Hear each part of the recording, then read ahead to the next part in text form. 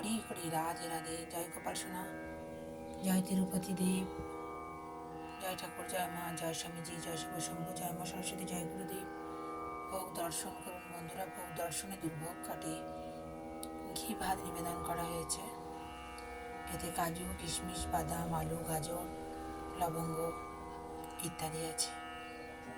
শাক ভাজা, পটল ভাজা, কুমড়ো ভাজা, ঢেঁড়স ভাজা, টমেটোর চাটনি। গোবিন্দের যা ইচ্ছে হয় তাই করিয়ে নেয়।